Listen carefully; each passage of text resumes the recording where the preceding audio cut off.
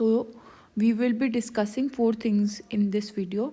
The first one is the analysis of the essay topics that were there. So as you're sitting in the exam hall, you have 3 hours. Okay, you go in the exam hall 15 to 30 minutes before the exam has to commence, and the exam starts at 9.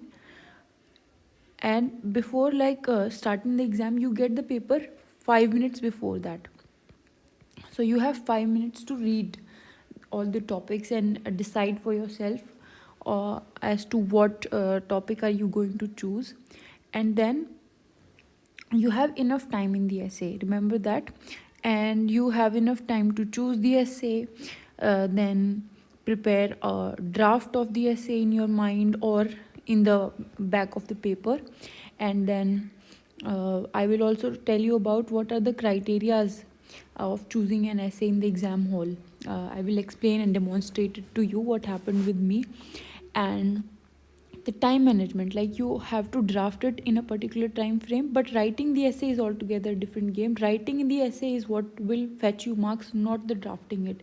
So some of the people spend too much time in drafting the essay, and then they do not have enough time to convert those ideas. And articulation is a very important thing, you know, articulation and your expression while you're converting your ideas into the real essay. So drafting is important for the coherence purpose. If you write the essay without a draft, then it may happen that you write things as and when they appear in your mind, but they might not be coherent. Many a times we have seen that abhi hum kuch soch rahe hain, and the next moment we are thinking something completely different, and to our mind they are two connected things, but for the reader this might not be the case. So the examiner will feel that your essay is uh, not coherent. So first of all, let me tell you what are the 5 things that you should choose your essay based on. Like there's which is mentioned in the syllabus. What is mentioned in the syllabus is that the ROC criteria are for relevant. Everything you write should be relevant to the topic that you have chosen. O means your idea should be arranged in an orderly fashion. And then C is coherence. E is for effective and exact expression. Effective and exact expression of your idea or the argument that you're presenting. So this is the criteria, the Rocky criteria you can call it. I follow this, and this is what is mentioned in the syllabus also about the essay. So this is one thing that you should take note of. Now let's move on to seeing the topics. So first we will analyze each topic one by one, and you have to do it really quickly in the exam. So when the paper came in my hand, I saw these. You know, thinking is like a game. It does not begin unless there is an opposite team. Visionary decision making happens at the intersection of intuition and logic. Not all who wander are lost. And inspiration for creativity springs from the effort to look for the magical in the mundane. You just go through all the paper once. Girls are weighed down by restrictions, boys with demands, two equally harmful discipline. This is a very, very interesting topic, and most of the people found it very relatable. So this has a relatability factor, and you might have a lot of arguments and experiences in the favor of this, but this is very straightforward. Mathematics is the music of reason. A society that has more justice is a society that needs less charity. And education is what remains after one has forgotten what one has learned in school. So these are the 8 topics, and you have to choose one from each section. Okay, and you have to write the essay in the 1000 to 1200 words. We have provided 12 pages, and on one page there is half the page is covered with this, and you have to start from here, and then apart from that you have 11 more pages. So this is the amount of pages you have to write. Now you don't have to fill all the 12 pages. It depends upon the size of your writing also. My writing is like medium size, so I wrote all 12 pages. The last page, I wrote a poem. I ended it, both the essays, with a poem.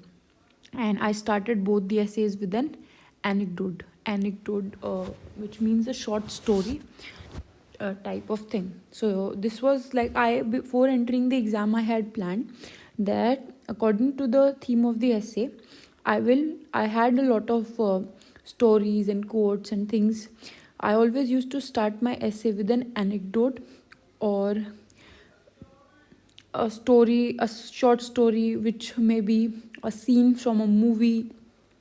These are my favorite uh, introductions to an essay, because it helps generate curiosity, and it also gives the examiner a, a idea that I know what he is talking about if I can show an illustration. So this is what I really prefer.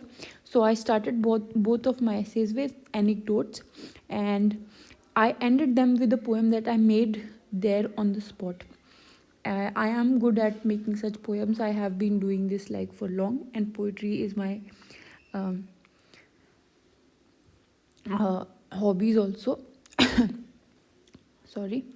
So this is what it was all about. Thinking is like a game. It does not begin unless there's an opposite team. So I just pondered about it for 30 seconds. I was like, okay, there are three keywords in this: thinking and game. There is an analogy between thinking and game, and for thinking to happen, there have to be an opposite team.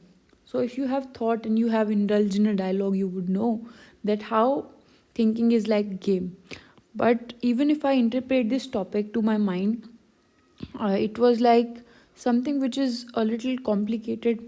I will not have too many arguments to write in this. Like, if what usually happens, you pick the keywords. Okay, what is thinking? You might go on to explain what is thinking and how is it like a game. Then you need to have a, what is, how does a game proceeds, and then you can make the link. You can quote a lot of thinkers, of the past, like Socrates, Plato, and there were dialogues they used to indulge in. And this is one of the things I have read, that thinking is like a game. One of the my notes, I also had some of the things to write in it. So, uh, but I did not find it really intriguing, so I left this topic. It's like two teams when they are there, one asks questions, the other answers the question, then what you say is generates another question, then another answer, and then this keeps on going. And then that is how new ideas and original ideas are formed.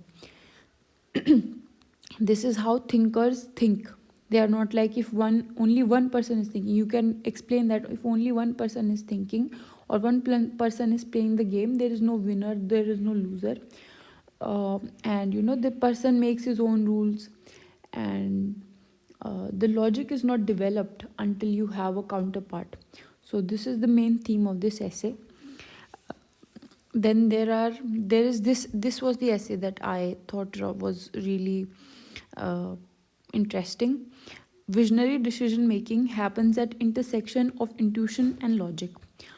So I always am intrigued by the visionary people of our country. For example, the people who had a vision of the country as we know it today. जैसे बोलते थे कि गांधी जी के सपनों का भारत, जो हम भारत जिसमें आज हम रहते हैं, ये उन्होंने इसका सपना देखा था. So they had a vision of what our country should be like. Dr. B.R. Ambedkar and all the founding fathers of our constitution and the country and the freedom fighters, they had a vision. And when they made decisions, and it is not only about visionaries are not only the freedom fighters, poets are also visionaries. The people who are working today for the future are also visionaries. There, for instance, Elon Musk is a visionary. For instance, Modi ji is also a visionary. And there are people who have vision for their own personal future. For instance, Bruce Lee was a visionary kind of person. Even after like 75 years of his death, we still don't have a person in martial arts like him. So these are the people of their own kind. Muhammad Ali was a visionary. So all the people who are great, their decisions are not only logical, not only based on intuition, but they happen at the intersection of both. And this is what I'm really interested in. I'm really interested in psychology, and I have read a lot of things about intuition and logic and how they operate. What are they? I have a clear idea about what intuition actually is and what logic actually is, and how what is the interplay between the intuition and the logic, and what happens at the intersection of intuition and logic. Completely intuitive decisions also are have a high risk of being wrong, and completely logical decisions which do not take into account the wider ability and faculties of our mind to make the decisions are also not used by the visionaries. Visionaries, by definition, use their intuition a lot for the decision making. So, this is like really proven in psychology. I had psychological references and a lot of visionary instances and arguments in the favor and uh, uh, justifications for this statement. So I was like, this is the topic that I am going to write about. One of the other topic which intrigued me, this is also what I really, I knew this topic beforehand, that not all who wander are lost. Wandering people are maybe people who have the ability to imagine, or they want to explore. They might be wandering because they want to explore their inner self or the external world. And this is a really good topic. Many of the people and my friends picked this topic up too. So what happened was, wanderers are not only the people who are wandering outside like monks. They're also people who wander inside their own world, or their world of their thoughts, and they wander there and they explore their minds. And uh, but they're not lost, and they're not only dreaming, they're thinking. This kind of wanderers who explore their inner world. Some of them explore the outer world. And what is the purpose of these wanderers? Why do they wander? आप इसको जो 5 Ws होते हैं, कौन होते हैं, क्यों होते हैं, कहाँ पे वैंडर करते हैं, क्या उनको वैंडर करने से क्या मिलता है, और हर इंसान को कभी ना कभी अपनी जो मंडेन लाइफ है उससे कभी कभी भटक जाना अच्छा होता है. This a very philosophical thing, क्योंकि when you go out and you explore and you make yourself vulnerable to the situations which you really never thought about, and they just happened in your life, and you did not have any idea, you did not have any maps, you just be there, you were navigating, but you were not lost. You had an internal radar which was telling you what is right, what is wrong, what is right, what is wrong, and then you reached at your destination. Maybe you did not have any destination. That is, there may be many quotes for this topic. So it was very, very philosophical. So I think, there's a thing with writing the philosophical topics. You can uh, diversify it a lot, and you can use a lot, but there is a tendency that we uh, tend to get irrelevant at points, and we need a hook, जिसके around हमको अपना ऐसे को build करना होता है. So we have a lot of keywords in this one, but we do not have a lot of keywords. Like, it's open to interpretation. Now your interpretation also may go wrong. First of all, what you are thinking may not be what the examiner also thinks about this. So you may write your interpretation, but you need really, really strong arguments to support both sides. And then you have to, it's open, and you have to write a lot of the dimensions of it. but then they can be wrong also. So there was a risk factor. Also, you tend to get lost while exploring so many things. So I think this was a risky topic. That is why I did not pick this up. I did not pick this one up. Why? Because I did not have much information about what will I write in here. So there was a content की कमी थी मेरे पास बहुत ज़्यादा arguments नहीं थे कि मैं क्या लिखूँगी. When I brainstormed a little, I was like, I have some analogy and something, but I do not have enough examples. I always use write argument and then illustrate it with an example, another argument, another example, and I did not have a instant breakdown of it in my head. So I did not choose this. This was too risky because it's too philosophical and there is a tendency to get lost. So I did not choose this one also. And the last one, inspiration for creativity springs from the effort to look for the magical in the mundane. And this is a really, really beautiful topic. I would like to write about this sometime. But in the exam hall, I think this is a topic which you can create a lot of arguments about, but I did not have a lot of arguments. Like I can create arguments ki magical in the mundane. So what are the mundane stuff? For example, cooking or making food, or maybe taking care of the garden. Now you can look for the magical in the mundane. So that is what creativity is. A creative person is like, I am doing something every single day, but if I can look at the beauty of the mundane, then this is where the inspiration from creativity springs. So what are the creative stuff? For instance, जैसे कि आप देखो, dance is a creative art, right? And there are a lot of dance moves which are inspired from जैसे झाड़ू मारना या फिर शीशे साफ करना. There are many creative stuff, many of the moves you see you're doing them, and then you see, okay, if we do this multiple times in a rhythmic manner, then this might become a creative move. And similarly it happens with the writing. For example, writing is very creative form of stuff. For example, making ads.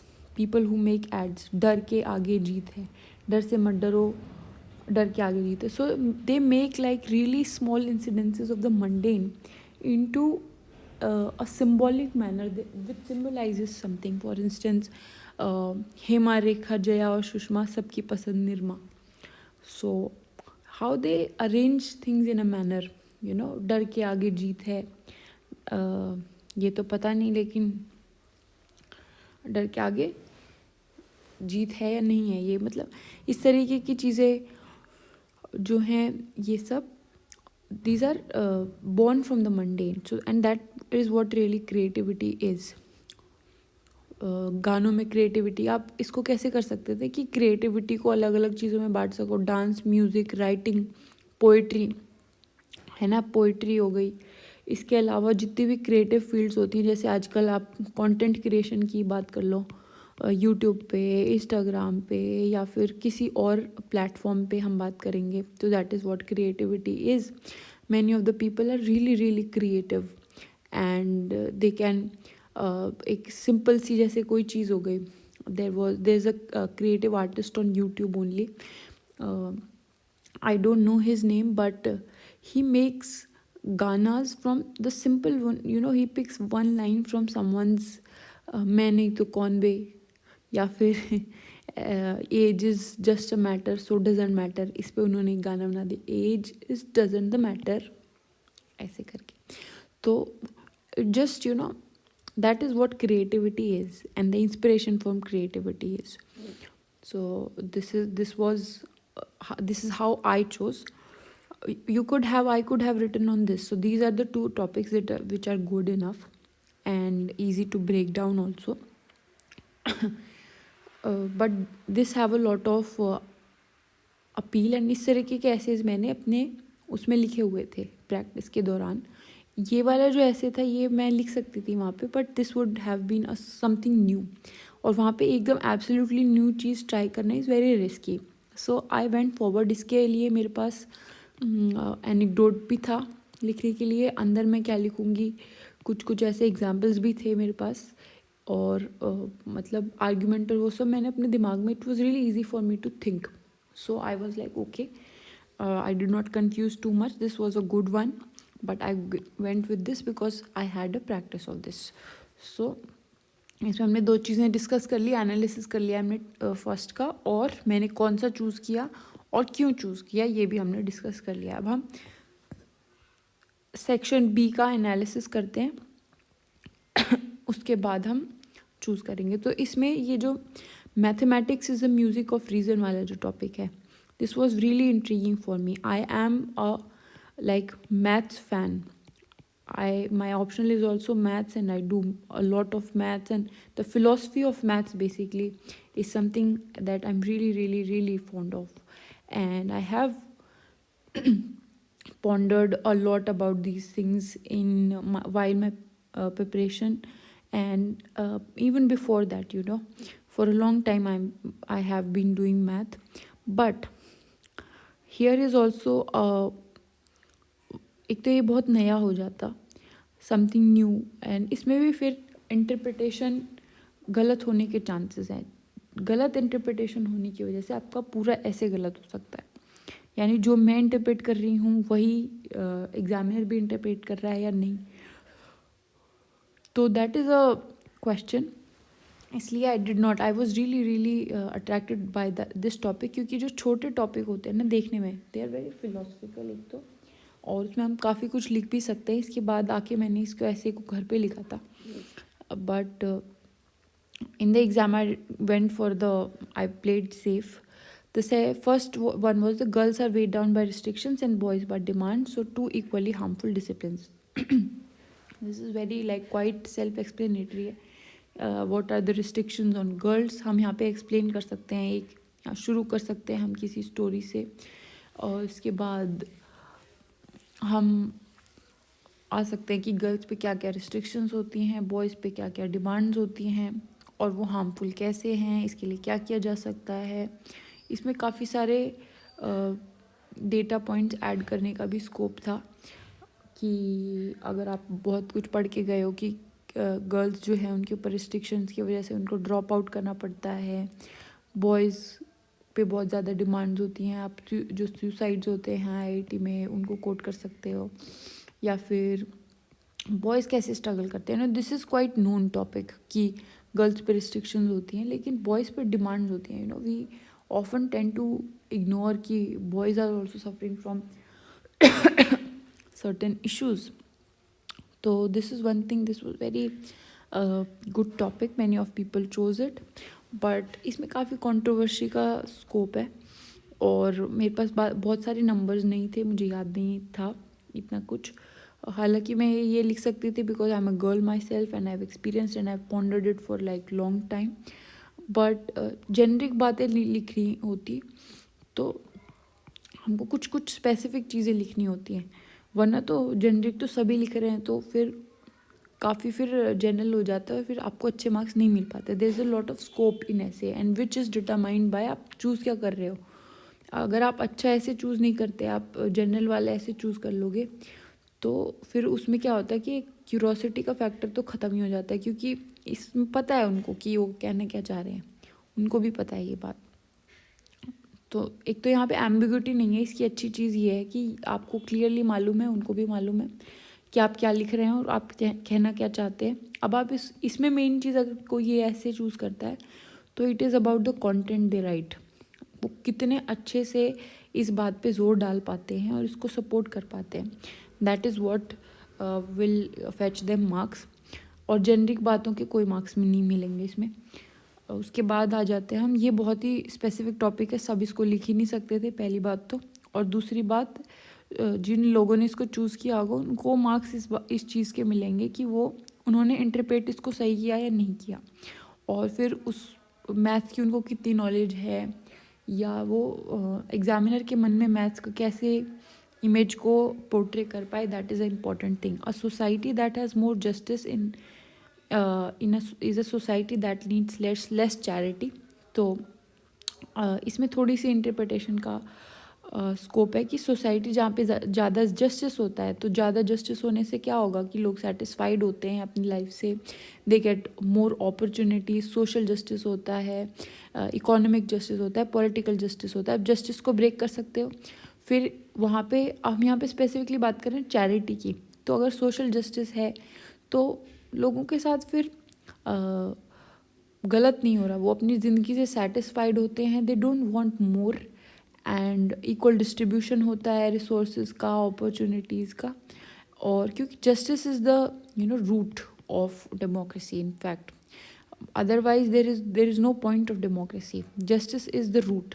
सो वहाँ पे charity की ज़रूरत नहीं होती, या फिर बहुत कम ज़रूरत होती है। क्योंकि चैरिटी की ज़रूरत कब होती है? चैरिटी यानी कि दान की कुछ लोग बहुत गरीब है और कुछ लोग बहुत अमीर है, and they the wealth is flowing from here to here in the form of charity. लेकिन अगर सब इक्वल हैं, सब इंक्लूसिव चल रहा है सब कुछ, तो कोई बहुत बड़ा नहीं बन पाता और कोई बहुत छोटा नहीं रह जाता। तो ये वाला जो फ्लो है ये ऑटोमेटिकली या तो कम होता है या तो होता ही नहीं है। तो इसमें फिर आपको काफ़ी सारे इंस्टेंसेस चाहिए। अब इसको एक्सप्लेन कैसे करेंगे? पहले तो आप दो गाँवों का एक्सप्लेनेशन ले सकते हैं कि दो गाँव हैं, एक में जस्टिस ज़्यादा है, एक में कम है, एक में चैरिटी की कम ज़रूरत है, एक में चैरिटी की ज़्यादा ज़रूरत है। तो ये वहाँ पे क्रिएट कर सकते थे एक कंपैरिजन, क्योंकि यहाँ पे देखिए कंपैरेटिव प्रोनाउन यूज़ हुआ है, तो कंपैरिजन की बात है यहाँ पे। तो शुरू इसका बेस्ट अगर एनेक्डोट यूज़ करना है तो कंपैरिजन से करेंगे। उसके बाद हम नेचुरल जस्टिस की बात करेंगे, अलग अलग टाइप के जस्टिस होते हैं। चैरिटी क्या होती है, चैरिटी की क्यों ज़रूरत होती है इंडिया में। फिर हम अपने देश की स्थिति की बात करते हैं कि अभी क्या है, कितना जस्टिस है यहाँ पे। फिर हमको थोड़े नंबर्स भी डालने पड़ेंगे कि जस्टिस की स्थिति क्या है हमारे देश में या फिर वर्ल्ड वाइड।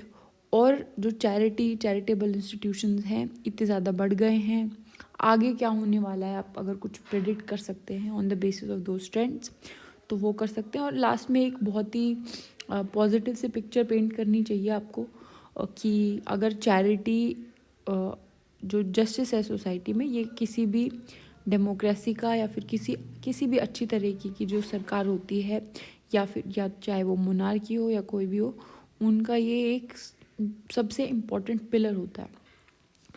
और चैरिटी जो है वो एक तरीके से डिस्ट्रीब्यूशन या रीडिस्ट्रीब्यूशन टूल है। जहाँ पे जस्टिस होता है वहाँ पे इसकी ज़रूरत नहीं होती। और इसमें फिर आप एंड पे कुछ किसी पॉजिटिव नोट पे एंड कर सकते हैं। फिर एजुकेशन जो है ये मेरा फेवरेट टॉपिक है। मुझे एजुकेशन सिस्टम में काफ़ी कुछ प्रॉब्लम्स को मैंने ब्रेनस्टॉर्म किया हुआ था ऑलरेडी जब मैं एग्ज़ाम देने गई, और उससे पहले भी। This is one of the areas which I want to work in the future, and I think I am currently working on it also. So education is what remains after one has forgotten what one has learned in the school. तो आपने जो school में सीखा उसको आप भूल चुके हैं, उसके बाद जो बचता है वही एजुकेशन होती है। तो ये मेरे को बहुत अच्छा टॉपिक लगा था क्योंकि आई think I have lived it. हम जो चीज़ें स्कूल में सीखते हैं बहुत एक तो रिलेटेबल था ये मेरे लिए, इसमें थोड़ा सा एक्सप्लोर करने का भी फैक्टर था, और मेरे पास इसको एक्सप्लेन करने के लिए एक दो एंशंट इंडिया से रिलेटेड भी और काफ़ी सारी चीज़ें थी लिखने के लिए मेरे पास, तो आई चोज दिस। तो एजुकेशन इज़ बेसिकली हम फॉर्मूलाज पढ़ते हैं, जो प्रोसेसेस होते हैं जिससे हमें एजुकेशन दी जाती है, they are the actual education. That process is what stays with you when you forget the the subject matter, but the process what you become in that process is what stays, and that, my dear friends, is education. So I chose the topic क्योंकि इसमें मेरे पास content था, मेरे पास anecdote भी था, और मेरे दिमाग में एकदम से जो मैंने तैयारी की थी मेरे पास कंक्लूजन भी आ गया था इसका। फिर बीच बीच में लिखने के लिए भी काफ़ी सारी चीज़ें मैंने सोच ली थी। I brainstormed over it for a while and I reach the conclusion within the 5 minutes I decided that I will write this and I will write this. उसके बाद मैं इसमें अब टाइम मैनेजमेंट की बात कर लेती हूँ। तो टाइम मैनेजमेंट में ऐसा किया था मैंने कि जैसे मैंने बताया कि 5 मिनट पहले आपको पेपर मिल जाता है, उसके बाद जो आपके पास 3 घंटे होते हैं उसको हमने 2 बैचेस में डिवाइड करना होता है। तो जैसे मैंने बोला कि मैं बहुत ही फास्ट ब्रेनस्टॉर्म करती हूँ, क्योंकि मुझे लगता है ब्रेनस्टॉर्म के टाइम पे बहुत सी चीज़ें आपको याद नहीं आ पाती। This you recall them. For me when I am writing तो बीच में मुझे कुछ कुछ याद आ जाएगा। एकदम से ब्रेनस्टॉर्म करने के टाइम पे सब कुछ याद आ जाए ऐसा पॉसिबल नहीं होता। और ब्रेनस्टॉर्म में मैं बहुत ज़्यादा लिखती नहीं हूँ, जैसे बहुत लोग होते हैं पूरी पूरी लाइन में ऐसे लिखूंगा, वो सब वहीं पे लिखने लग जाते हैं। आई थिंक उसमें टाइम ज़्यादा लगता है। I rather like to write in the essay, और उस वहीं पे मैं कर लेती हूँ improvise. So this is something I don't require. तो इसलिए मैं कीवर्ड फॉर्म में सबसे पहले तो ब्रेनस्टॉर्म कीवर्ड फॉर्म में करना चाहिए मेरे हिसाब से। और लिखते टाइम आपको कुछ कुछ इम्प्रोवाइजेशंस करनी चाहिए अकॉर्डिंग टू हाउ योर ऐसे इज़ गोइंग, या फिर कैसा लग रहा है आपको पढ़ के। कुछ कुछ गलतियाँ भी हो जाती हैं बीच में। और टाइम मैनेजमेंट की प्रॉब्लम नहीं आती, सबसे इम्पॉर्टेंट। तो व्हाट आई डिड वाज कि शुरू में 5 मिनट पढ़ने के बाद जो अगले 30 मिनट थे उसमें 15-15 मिनट में मैंने दोनों को एक साथ आपको वो करना चाहिए। ऐसा नहीं करना चाहिए कि पहले हमने इसको ब्रेनस्टॉर्म कर लिया, उसके बाद हमने पहली बात तो चूज़ दोनों को पहले ही कर लीजिए। पहले ही सबसे पहले 2 ऐसे को आपको चूज़ करना है। सब first thing is to choose both the topics that you going to write, पहली चीज़। दूसरी चीज़, दोनों को ब्रेनस्टॉर्म कर लें एक साथ, क्योंकि ब्रेनस्टॉर्म करते वक्त आपको पता रहेगा कि यही एग्जाम्पल मैंने यहाँ भी लिखा है, यही एग्जाम्पल मैंने यहाँ भी लिखा है। तो वो वाला ओवरलैप जो हो जाता है ना कभी कभी, वो अवॉइड कर सकते हैं आप। और आप ये भी कोशिश कर सकते हैं कि आप दोनों ऐसे अलग अलग टाइप के चूज़ करें ताकि आपको लिखने का एक बैंडविड्थ आपकी इंक्रीज़ हो जाए। आप बहुत सारी चीज़ें होती हैं लिखने के लिए, तो उसको हमने डिवाइड कर लिया कि हम 2 ऐसे अलग, अगर हम एक जैसे टाइप के 2 ऐसे चूज़ कर लेते हैं तो फिर हमारे पास कंटेंट नहीं बचता है लिखने के लिए। तो एक साथ दोनों को 15-15 मिनट में फटाफट कीवर्ड फॉर्म में ब्रेनस्टॉर्म कर लेना चाहिए कि हम पहले क्या लिखेंगे, फिर क्या लिखेंगे, फिर क्या लिखेंगे। उसको अपने दिमाग में ही सोच लो कि कैसे कैसे लिखेंगे। और कुछ चीज़ें जैसे कि मैंने बोला कि लास्ट में मैंने पोएम लिखी थी, तो वो मैंने वहीं पे सोच के लिखी थी पोएम। मैंने कुछ पहले प्लान नहीं किया था उसका। और इसमें इसकी जो मैंने लास्ट में पोएम लिखी थी वो मुझे आती थी। दूसरी चीज़, पहले ये ऐसे लिखना है या पहले ये ऐसे लिखना है, तो मैंने पहले दूसरा वाला ऐसे लिखा और उसके बाद ये वाला ऐसे लिखा। ऐसा मैंने इसलिए किया क्योंकि जिसके बारे में मुझे आइडिया आ रहा था कि मैं ये वाला लिख देती हूँ, और मैंने मॉक में भी इस चीज़ को प्रैक्टिस करके देखा था कि जब हम पहला ऐसे लिखते हैं तो उसमें हमारा फ्लो बन जाता है। सेकंड ऐसे में आते आते हमारा फ्लो क्रिएट हो चुका होता है सोचने का और लिखने का। तो सेकंड ऐसे फिर हम बाद में लिखें तो अच्छा रहता है, मतलब मुझे ऐसा लगता है। बाकी it varies from person to person. Some time I would also like to write. इसके बारे में एक्चुअली मेरे पे बहुत ज़्यादा आइडियाज़ आ नहीं रहे थे एकदम से, तो पहले फिर मैंने ये ऐसे लिख लिया पहले, फिर ये ऐसे लिखा। मैं आपको थोड़ा थोड़ा बता देती हूँ कि मैंने इसमें लिखा क्या था। सबसे पहले तो इंट्रो में मैंने ये लिखा था कि जो विजनरी डिसीजन मेकिंग है वो क्या होती है। तो जो पोलर एक्सप्लोरर थे जिन्होंने साउथ पोल पे पहली बार गए, तो वो बहुत विजनरी थे। उन्होंने नॉर्थ पोल को भी एक्सप्लोर किया। उसके बाद वो पोलर एक्सप्लोरर थे और बहुत ही डिफ़िकल्ट सिचुएशन से निकल के वो पहली बार जो हमारे अर्थ का साउथ पोल है वहाँ तक पहुँचे। और 2 टीम्स थी, उनमें से एक जो थे वो बहुत विजनरी इंसान थे और एक थे उन्होंने इतने विजनरी नहीं थे। इतना रिस्की प्रोजेक्ट उन्होंने लिया लेकिन उनकी decision making was very poor. तो विजनरी डिसीजन मेकिंग में, और इसमें मेरे पास एक क्लियर एग्जांपल था कि उन्होंने लॉजिक को तो यूज़ किया ही, इसके साथ साथ उन्होंने अपने इंट्यूशन को भी यूज़ किया to make bold decisions. Sometimes you know when you don't know you have to listen to your gut. This is what intuition is what your gut feeling is. तो इसमें मैंने ये डेमॉन्स्ट्रेट किया कि उन्होंने कैसे अपने इंट्यूशन और लॉजिक के एक मिले जुले संगम से उन्होंने डिसीजंस लिए और उन्होंने उस बहुत ही अनअचीवेबल टाइप के प्रोजेक्ट को पूरा किया। और दूसरे इंसान जो नहीं कर पाए, जो विजनरी नहीं थे, दे succumbed to the challenges of that journey and their team could not make it and they died in the process. So this was the introduction. इसके बाद फिर मैंने मेन बॉडी में शुरू करते हुए ये एक्सप्लेन किया कि इंट्यूशन होता क्या है, लॉजिक क्या होता है, और इनके दोनों के इंटरसेक्शन का क्या मतलब है. ये हमने देखा कि not purely intuition, not purely logic, but a combination of intuition and logic, which is suggested by the gut but verified by logic. This is what intersection of intuition and logic means. और intuition actually होता क्या है, इसकी explanation दी मैंने कि intuition वो चीज़ होती है जो इंटरनल प्रोसेसिंग होती है आपके ब्रेन में, जो कि बहुत सारी इन्फॉर्मेशन हमारी जो सेंसेस है, हमारी आइज़, हमारी ईयर्स, हमारी स्किन, ये सब इनटेक करती है और हमारा ब्रेन उसको प्रोसेस करता है इन द बैकग्राउंड. और कभी कभी हमें अपने आप आंसर्स इंस्टिंक्ट्स मिल जाते हैं, हमें उसका वो नहीं मालूम होता कि रीज़न क्या है, what is why, how did we reach the end answer, but we know the end answer, and that is what intuition is. Logic is the thing जिसके पीछे का प्रोसेस हमको मालूम है कि 1+1=2. तो दिस इज़ अ रीज़न.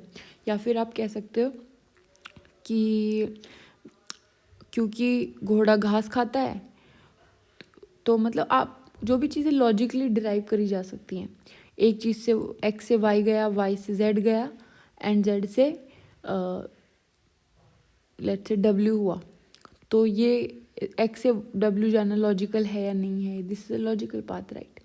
या फिर मतलब इस तरीके की चीज़ें जिसके पीछे का पाथ आपको क्लियर होता है और आप उसको रिवर्स भी देख सकते हो, यानी आप वापस जहाँ से ओरिजिन से आप उस पॉइंट पे पहुँचे हो तो उसमें रिवर्स जाना पॉसिबल होता है, लेकिन इंट्यूशन में नहीं होता. Intuition is work forward.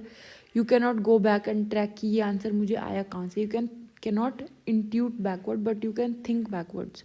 So this is the difference. इसके बाद इसके इंटरसेक्शन की बात की. इसमें मेरे पास विजनरी लोगों के काफ़ी एग्जाम्पल्स थे जहाँ पे मैंने डेमॉन्स्ट्रेट किया. ब्रूस ली ने तो अपने एक इंटरव्यू में भी बोला था कि जो होता है, अगर पूरा हम इंट्यूटिव पाथ ले लेते हैं तो वो काफ़ी इलॉजिकल हो जाता है, लेकिन हम बिल्कुल लॉजिकल हो जाते हैं तो फिर क्या होता है कि मैकेनिकल हो जाते हैं. तो उसके बीच का पाथ लेना चाहिए. That is what he said. उसके बाद रोल्ड एमंडसन, ये मैंने बोला. विलियम ब्लेक, ये एक विजनरी पोइट थे. इन्होंने अपने इंट्यूशन को यूज़ करके जो हो रहा है और जो अपना रीज़न है उसको यूज़ करके इन्होंने बहुत अच्छी इम्पैक्टफुल पोइट्री लिखी based on the industrial revolution. जो पोइट्री का नाम है the chimney sweeper. Chimney sweeper नाम की जो इन्होंने पोइम लिखी थी वो बहुत ही इम्पैक्टफुल थी. और इंडस्ट्रियल रिवॉल्यूशन के टाइम में इंग्लैंड में बच्चों की क्या स्थिति थी और लोगों की क्या स्थिति थी उसको दर्शाता है. तो this was something that I wrote. Modi ji, I wrote about B M Hegde ji. He is a double Padma Bhushan, Padma Vibhushan, and medical research scientist and doctor, and he's a really visionary man. He has a vision about the health system in India और उसको कैसे improve किया जा सकता है. जो medical health हम देखते हैं, जो एविडेंस बेस्ड मेडिसिन होती है, मॉडर्न मेडिसिन, उसके क्या ड्रॉबैक्स हैं और उसको कैसे विजन को यूज़ करके इम्प्रूव किया जा सकता है. इन्होंने एक जो चीज़ थी जो बताई थी कि mid day meals for the women of child bearing age, क्योंकि बच्चे की मेजर ग्रोथ जो है वो उसके फीटस में हो जाती है. उसके बाद अगर उनमें कोई कमी है तो उसको सही नहीं किया जा सकता. So he suggested that and it was a very visionary step and it change the fate of a lot of women in Gujarat at the time when Modi ji was the chief minister of Gujarat. Atal Bihari was the most visionary prime ministers of our country. So I wrote about him. He was like, सरकारें आएंगी जाएंगी मगर ये लोकतंत्र रहना चाहिए, इस लोकतंत्र के लोग रहने चाहिए. तो दिस वॉज द थीम. इस ऐसे करके मैंने लॉजिकली फ्लो किया था अपने ऐसे को, and I ended it with a really beautiful poem which I myself don't remember now, पर it was something that I made on the spot. और जब आप फ्लो में होते हो तो इस तरीके की पोएम्स आपके दिमाग में आ जाती हैं. दूसरे वाले ऐसे में मैंने चाणक्य जी के बारे में लिखा. चाणक्य ने चंद्रगुप्त को एक बार एक वीर यात्रा पे भेजा था और वीर यात्रा पे उन्होंने उनको बोला कि एक लास्ट में आपको एक वीर कवच मिलेगा, जो ऐसे लोगों के जिसको ये मिल जाता है वो अमर हो जाता है। ऐसी मान्यता थी उस कवच के बारे में। तो चंद्रगुप्त गया, he did that, was a very difficult process. बहुत सारे ऑब्स्टेकल्स थे जंगलों में से और बहुत मुश्किल रास्तों से उसको निकलना था, और वो एक परीक्षा थी एक तरीके से, जिसको पार करके उसने उस कवच को जीत लिया। और वो वापस आए, उसके बाद उन्होंने बोला, चाणक्य ने उनको सीख सिखाई कि कोई कवच, कोई वस्तु, कोई जो हमें सामान मिलता है, that is not what is important, the process जो वहाँ तक पहुँचने का है, वही आपकी रियल एजुकेशन होती है, वही आपकी पूंजी होती है। तो ये इस तरह पोएम एनेक्डोट से मैंने शुरू किया। लास्ट में मैंने एक he who has lived well laughed often और इस तरीके की एक पोएम थी, उससे मैंने एंड किया था। ट्रू एजुकेशन क्या होती है? इट डेवलप्स इंटेलेक्ट, सिर्फ इंटेलिजेंस नहीं डेवलप करती बट इंटेलेक्ट डेवलप करती है, and both the things are different. ये आपको सोचना सिखाती है, क्वेश्चन करना सिखाती है, ठीक है। तो कुछ लोग ऐसे होते हैं जो कभी स्कूल नहीं गए, लेकिन उनके जीवन के ऊपर पूरी अकेडमीज़ बनी हुई हैं, बहुत सारी किताबें लिखी हैं उनकी लाइफ के ऊपर। So that is education is not what they are people with intellect. So not all unlearn man are uneducated, okay. इसके बाद एजुकेशन होती है कि अपने बारे में ज्ञान, दूसरों के बारे में ज्ञान, प्रोसेसेस की, साइकोलॉजी ऑफ न्यूरल नेटवर्क्स, इसके पीछे साइकोलॉजी क्या है। जापान और सिंगापुर के बारे में मैंने एग्जाम्पल्स दिए। कॉमर्शियल एजुकेशन जो आजकल होती है कि उसका ऑब्जेक्टिव क्या है, और गांधी जी ने क्या बोला था एजुकेशन के बारे में कि उसका मेन रोल होता है स्वराज। एंड स्वराज 3 तरीके का होता है कि स्वराज का मतलब होता है अपने ऊपर राज, ठीक है। तो Swaraj at the level of country, at the level of local level and at the level of self. Education में मंजुल भार्गव जो है उन्होंने इस बारे में जिक्र किया था, इथोस लोगोस पैथोस, ये वाली चीज़ थी। Who has and there are other things also I wrote, which I wrote in the process, which I don't remember as of now. So this was all about the essay, how I drafted it and how I actually wrote it. I usually get really good marks in essays in mocks, and so I have shared this with you. Thank you very much for listening to me so patiently. Thank you.